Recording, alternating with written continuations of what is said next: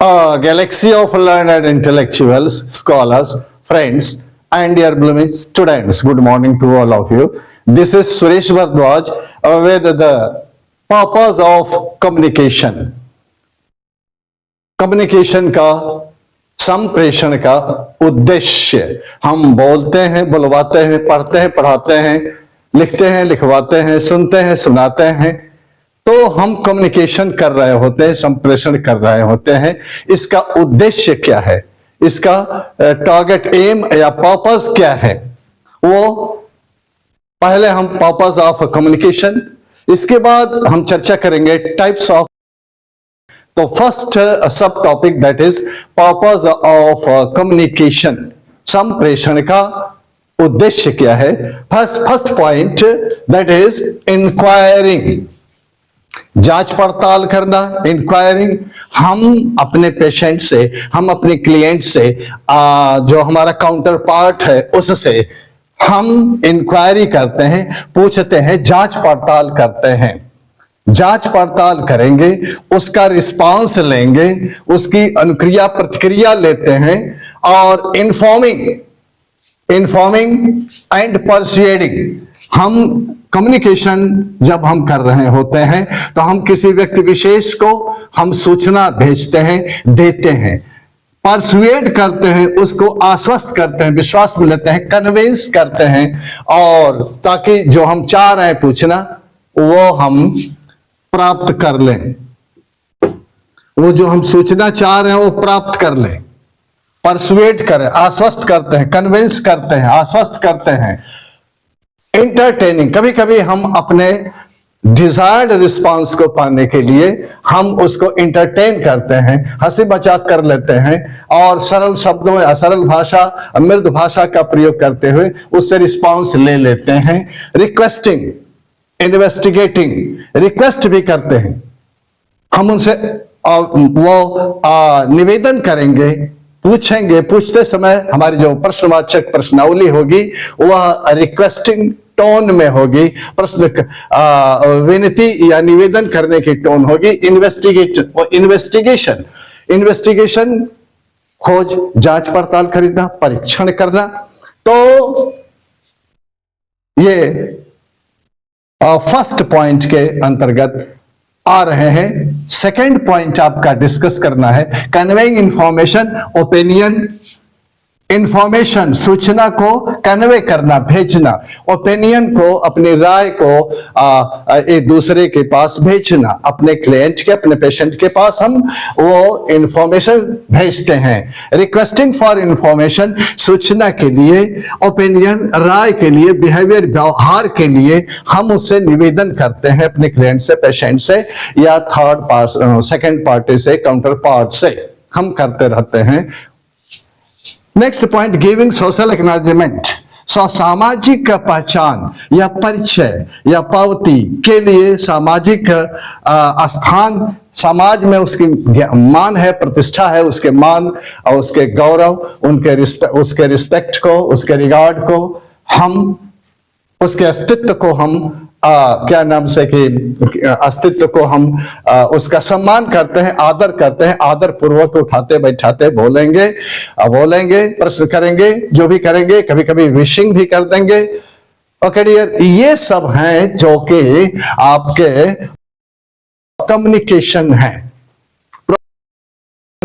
In very short, I would like to highlight interaction in between the two. While talking to your counterpart, suppose you are doctor or medical professional, at that time you should deal with your patient very politely, kindly. Manner, behavior of yours should be very moderate. You should show your civility. You should ask questions very politely. Entertaining or pleasing his mood and temperament. Please his or her mood and temperament to get a desirable response, desirable opinion or suggestion. If you want to get here to know the problems of him or her, then you should be very polite. then you may have so many information, you may gather in opinion information, problematic problems of him or her. Okay, to treat your patient, treat your client very, very respectfully, give dignity to his individuality. Next term comes to you, that is types of communication. communication के types क्या है, प्रकार क्या है? types of communication, communication कितने तरह से होता है, हमारा संदेश या हमारी बात दूसरे तक कैसे पहुंचती है, वो types of communication.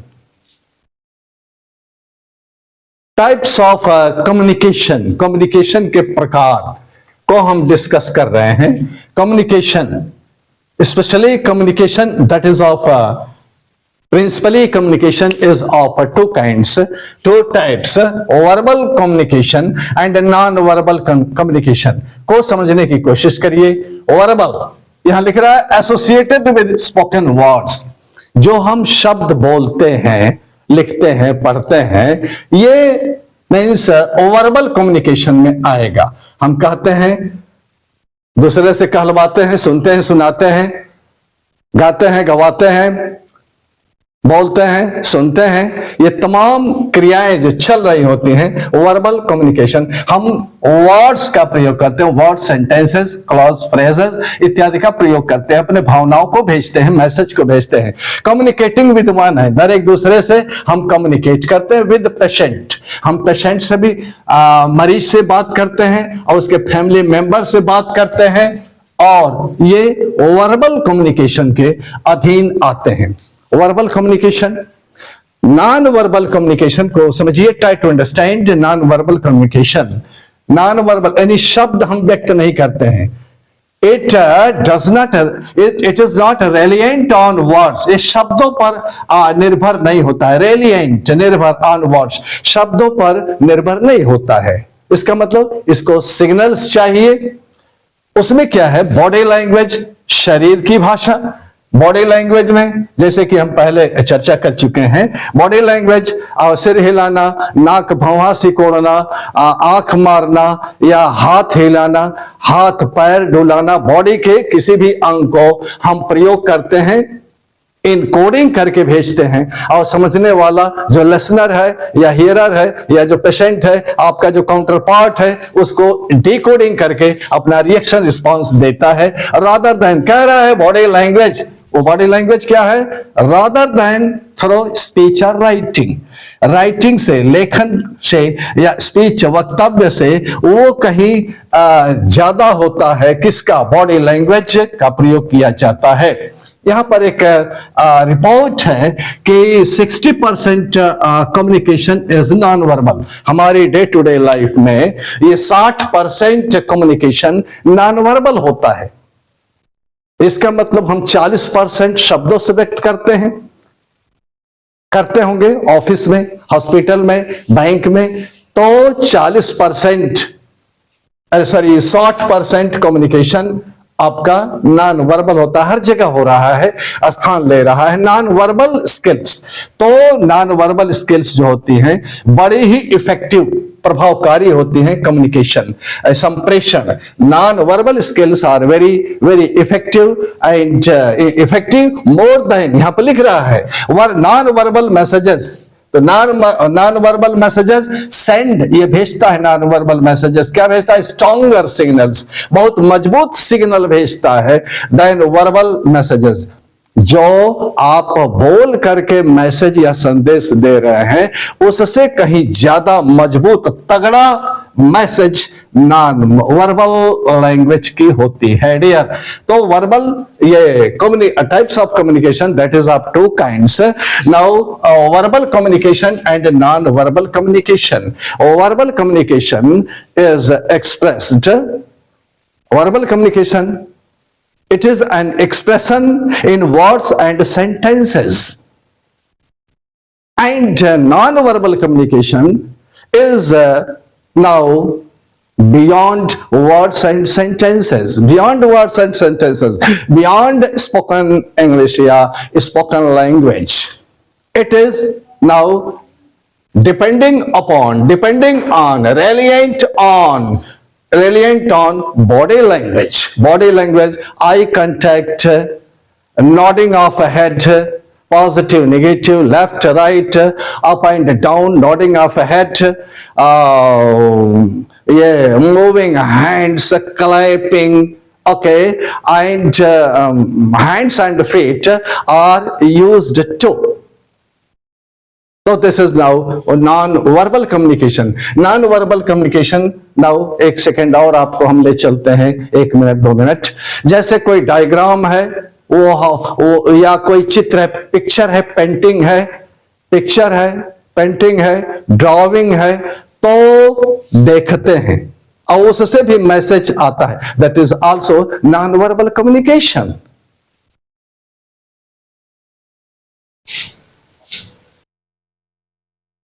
Yes, next to understand, to know, that is verbal communication is made up of verbal communication, non-verbal communication,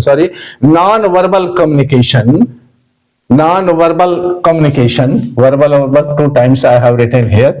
So non-verbal communication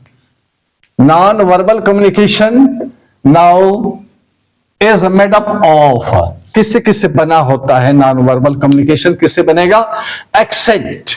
ये एक्सेंट जो हम शब्द बोलते हैं उसका स्वराघात क्या है?